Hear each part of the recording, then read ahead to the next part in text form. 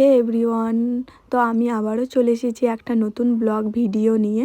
তো এটা ছিল ঈদের দিনে বিকেলে। তো টোটোয় করে আমি কোথায় যাচ্ছি সেটাই ভাবছো তোমরা, তাই তো?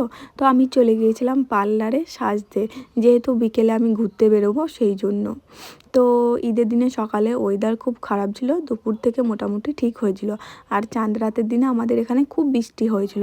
তো ঈদের ব্লগ আমি এখন কেন আপলোড করছি তোমরা সেটাই ভাবছো, তাই তো? কারণ সময় পাইনি সেরকম এডিট করবার মতো, যেহেতু ইনস্টা ফেসবুক সেগুলোতে মিনি ব্লগ আপলোড করি, তো সেই জন্য আমি সময় পাইনি। তো আজ করব কাল করব করে হয়েই ওঠে না। তো ভাবলাম না, এবার আমাকে এডিট করতে বসতেই হবে। তো ভাবলাম এডিট করে তোমাদের সঙ্গে শেয়ার করে যে আমি ঈদের সময় কী কী করেছি না করেছি সেগুলো। তো রাস্তায় দেখছো খুব জ্যাম, কারণ ঈদের দিনে প্রচণ্ড জ্যাম ছিল আসার সময়, ঠিক আছে? তো আসতে একটু লেট হয়েছিল আমার বাড়ি। তো আমার সাজা হয়ে গেছে। তো সাজতে গিয়েছিলাম, ড্রেস আমি নিয়ে যাইনি, ড্রেসটা বাড়িতে এসেই পরেছিলাম। তো সাজার পরে আমি এখানে আমাদের সালারে একটা পার্ক আছে, তো সেখানে গিয়েছিলাম আমি আর মামনি ঘুরতে। তো ঘোরার পরে দেখতেই পাচ্ছ এখানে অনেক কিছু বিক্রি করছে খাবার দাবার। তো পার্ক থেকে ঘোরার পরে আমরা চলে গিয়েছিলাম সালার বাস স্ট্যান্ডে চলে গেছিলাম। তো ওখানে একটা মেলা বসেছিল অনেক বড় করে, ওখানেও প্রচণ্ড ভিড় ছিল। তো এখানে ঘোরার পরে ওখানে চলে গিয়েছিলাম ঘুরতে। তো এখানে তো কিছু ফটো ভিডিও করলাম। তো তারপরে তখন ওখানে চলে গেছিলাম। তো ঈদের দিনে দেখছি যে রাস্তায় এত জ্যাম আর এত ভিড় কি বলবো। তো তারপর তখন হাঁটতে হাঁটতে আমরা চলে গিয়েছিলাম বাস স্ট্যান্ডে, ওখানে কীরকম মেলা বসেছে সেটাই দেখতে, ঠিক আছে?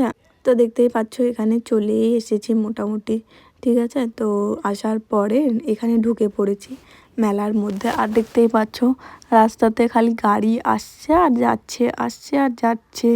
তো আমরা গাড়ি দেখতে দেখতে মোটামুটি পৌঁছে গেলাম যেখানে আমাদের উদ্দেশ্য ছিল সেখানে। তো এই যে এইরকম লাইটিং করে সাজিয়েছে, তোমরা দেখো একবার, তো সুন্দর লাগছিল অনেক। আর এখানে কত ভিড় দেখতে পাচ্ছ তোমরা। ঈদের দিনে মানে ভিড় তো হবেই, জ্যাম তো হবেই, তাই না? সবাই ঘুরতে বেরিয়েছে, খুশির দিন ওটা। সবাই সবার ফ্যামিলির সঙ্গে, সবার বরের সঙ্গে, তো সবাই ঘুরছে এরকম, বন্ধু বান্ধবী সবাই এরকম করে ঘুরছে। আর বৃষ্টি হয়েছিল সেই জন্য এখানে একটু কাদা হয়ে গেছিলো। তো দেখতেই পাচ্ছ আমি চলে এসেছি বাস স্ট্যান্ডে। তো এখানে সবাই ঘুরছে আর কি। প্রথমে তো কোনো সেরকম ভিড় ছিল না, তারপর তো ভেতরে ঢোকাই যাচ্ছিল না। তো এখানে আমি চলে এসেছি ব্রেক ড্যান্সে, কারণ ব্রেক ড্যান্সে আমি চাপবো। তো এখানে একটা টিকিট কেটে নিয়েছি, তো আমি চেপেও পড়েছি। ওখানে মামুনি দাঁড়িয়েছিল আর আমি চেপে পড়েছি। তো চাপার পরে আমার তো খুব ভালো লাগে এগুলোতে চাপতে, মেলা মানেই এগুলোতে চাপা, ঠিক আছে? মেলা আসবো আর এগুলোতে চাপবো না সেটা তো হয় না। তো আমি চেপে পড়েছি, তো চাপার পর আমি মজা নিচ্ছিলাম, ঠিক আছে?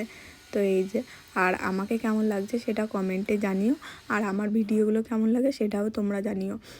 আমি চেষ্টা করব তোমাদেরকে খুব তাড়াতাড়ি ব্লগ দেবার ইউটিউবে, ঠিক আছে? আমি চেষ্টা করব, দেওয়া হয় না, আর এটাও দিতে আমার দেরি হলো। আর আজ আমার লুকটা কেমন হয়েছে সেটাও তোমরা জানিও আমাকে। তো আমি বলছিলাম যে সাজতে গিয়েছিলাম পার্লারে, তো সেজে তো চলে এসেছিলাম বাড়ি। তো ব্রেক ড্যান্সে চাপার পরে নামার পরে আমি ওখানে ফুচকা ঘুগনি আইসক্রিম এগুলো খেয়ে নিয়েছিলাম। তারপরে তখন এবার অনেক রাত হয়ে গেছিলো, অনেক রাত বলতে ওই 9টা 9:30 এরকম বেজে গেছিলো। তখন তো রাস্তাতে অনেক ভিড় ছিল, ঠিক। তারপরে মেলা থেকে বেরিয়ে আসার পরে এখানে চলে এসেছিলাম ফ্যান্সি রেস্টুরেন্টে। তো এখানে আমি চিকেন স্যাটে, তারপর চাউমিন এইগুলো নিয়ে নিয়েছিলাম, ঠিক আছে? তো বাড়ি এসে খাবো বলে, তো ওখানে অনেক ভিড় ছিল সেই জন্য আমি ভেতরে ঢুকিনি। তো বাইরে থেকে খাবার অর্ডার করে খাবার নিয়ে চলে এসেছিলাম। তো খাবার নিয়ে আসার পরে তো এখানে খাবারটা অর্ডার দেওয়ার পরে কিছুক্ষণ আমি দাঁড়িয়েছিলাম, যেহেতু তাড়াতাড়ি দেয়নি আমাদেরকে, একটু ওয়েট করতে বলেছিল। তো ওয়েট করার পরে এখানে মোটামুটি খাবার দিয়ে দিয়েছে। তো বাড়ি আসার সময় আমি কোনো ক্লিপ নিতে পারিনি।